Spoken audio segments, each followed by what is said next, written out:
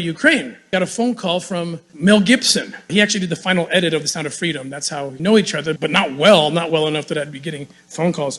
And he told me that he was in Budapest at the time. This was right hours after the invasion, and he said he supports a bunch of orphans in Ukraine, and he was worried about them, and he asked if I could help get them out. So now I've got 12 from my wife, I got 13 others from Mel Gibson, and I'm thinking, okay, I got this list of kids I got to get out. I told Mel, I said, you got to help me. This is going to be expensive. I won't ask you for direct donation, but can you help me film this? You know, let's film what's happening so we can get people to understand and they can support us. He said, no problem. He helped us get set up and started filming. 4 months later, what I thought was going to be maybe a documentary about Ukraine ends up being a 4-part docu-series that's almost done. It's being produced by DNA Films and executive produced by Tony Robbins. That's how crazy it got and how prophetic my wife was. When I showed up in Ukraine with a list of, I think, 20 names, the Ukrainians countered me and gave me over 10,000 names of orphans that they didn't know where they were because of the chaos caused by war.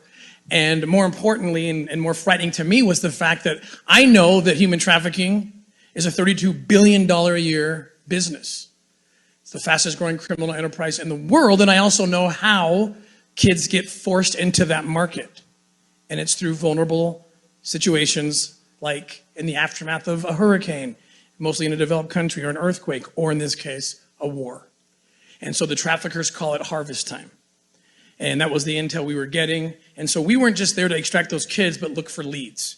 And it really was a miracle what happened. You know, it's one of these things that, you know, faith precedes the miracle. I take a lot of comfort in the fact that there's only one time in the scripture where Jesus gets mafioso. It's righteous because it's Jesus doing it. But if you listen to his words, it's mafioso. He says that it would be better for you to have a millstone cast about your neck and you thrown to the bottom